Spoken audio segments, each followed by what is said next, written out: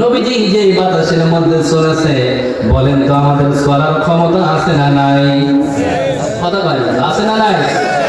আলা ইন্না আউলিয়া আল্লাহু লা খাউফুন আলাইহিম ওয়া লা হুম ইয়াহজানুন।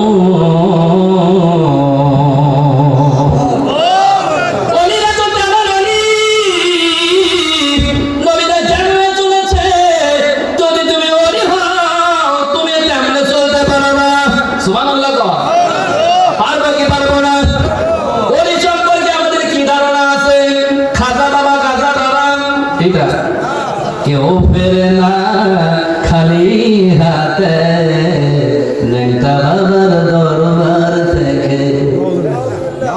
নাউজুবিল্লাহ নাউজুবিল্লাহ। কেউ ফেরে না খালি হাতে বাবার তোর দরবারে। বাবার দরবার থেকে কি নিয়ে আসে? গাঁদার টুকলা, মদের টুকলা, ঠিক না?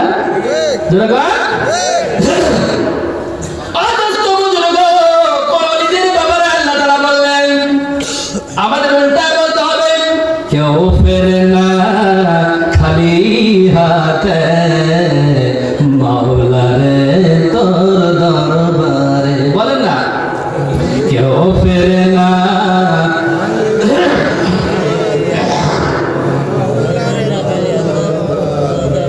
চাইলে বান্দা রয় না খালি, চাইলে বান্দা রয় না কাঙ্গাল মাওলারে তোর দরবারে। কেউ ফেরে না খালি হাতে মাওলারে তোর দরবারে। এই যে মাওলার দরবারে আমরা আসছি, কিছু নিয়ে যেতে পারবো কি পারবো না? এখনই সঙ্গে সঙ্গে আমরা পেয়ে গেছি, আমরা নিয়েই যাবো। সুবহানাল্লাহ।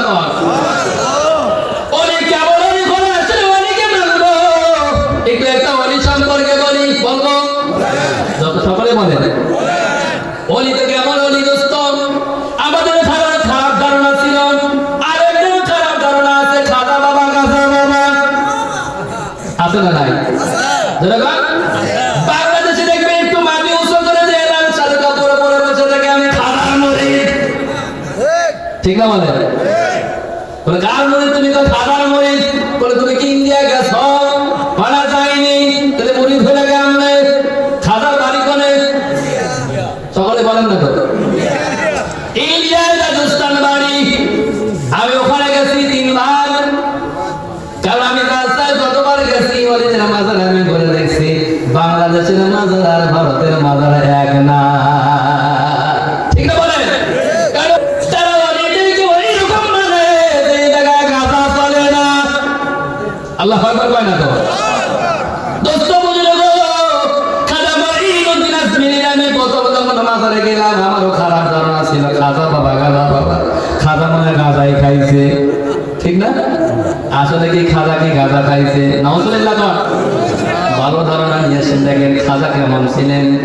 খাজা মঈনুদ্দিন আজমিরি রাহমাতুল্লাহ আলাইহি। মারহাবা কর। খাজা মঈনুদ্দিন আজমিরি রাহমাতুল্লাহ আলাইহি কেমন উনি ছিলেন? খাজা মঈনুদ্দিনের বয়স যখন 6 কত, আমি ওই মাজারে যাওয়ার পর তাআজ্জুব হয়ে গেলাম। কলকাতা থেকে 2200 কিলো দূরে রাজস্থান, আমি যখন ট্রেনে ওখানে গেলাম খাজা মঈনুদ্দিন আজমিরির মাজারে যাব দেখার জন্য। কারণ ওদের দরবারে বাংলাদেশে ঘোরা যায় না, গাজার ছোটে ওখানে আলেমরা থাকাই না। ঠিক না বলে? যারা গাজার ছোটে ছোট মোটো ছোট ছোট করে যাওয়া যায় না। নেংটা হলে নাকি বাপ বেশি। হ্যাঁ, বলে নেংটা করার মধ্যে মাল আছে, মাল তো সব দেখাই যাচ্ছে। ঠিক না বলে? মাল দেখার লেগে যুবকরা বেশি যায়। ঠিক না? লালনের বাজার আর কোন বাজার কিন্তু ওখানে আছে, কুষ্টিয়া আছে, আমাদের পাবনার পাশে ওখানে ভিড় জমায় নেংটার দরবার। নাউজুবিল্লাহ।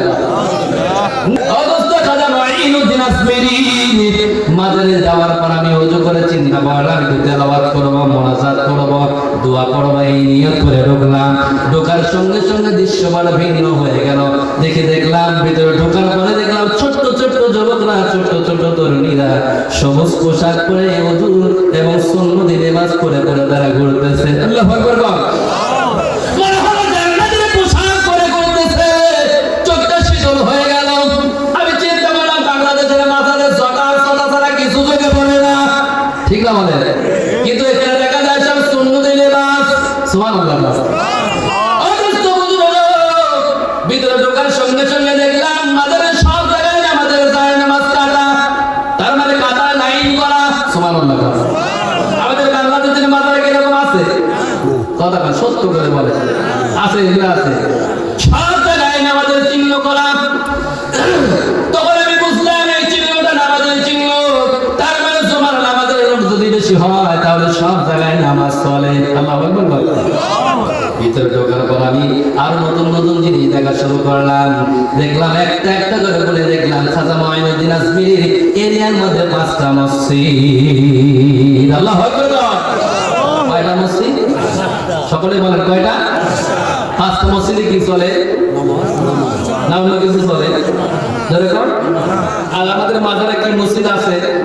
নামাজ পড়ার কোনো কায়দা আছে? ডোলের বাড়ির ছোটেও পায়খানা ঠিক ঢিল হয়ে যায়, ঠিক না বলে? ওযু ছুটে যায়, ঠিক না বলে? খাজা মঈনুদ্দিন আজমির এই মাজার দৃশ্য দেখে আমার মাথার মধ্যে ভিন্নতা চলে আসলো। আমি যখন কমি মাদ্রাসায় পড়েছি তখন থেকে আমার খারাপ ধারণা ছিল এই সমস্ত দরবারগুলোতে, এই সমস্ত মাজারগুলোতে খারাপ মানুষ বেশি বসবাস করে। এই ধারণাগুলো আমার চেঞ্জ হয়ে গেল। খাজা মঈনুদ্দিনের জীবনী পড়ার জন্য আমি পাগল হয়ে গেলাম। আল্লাহু আকবার।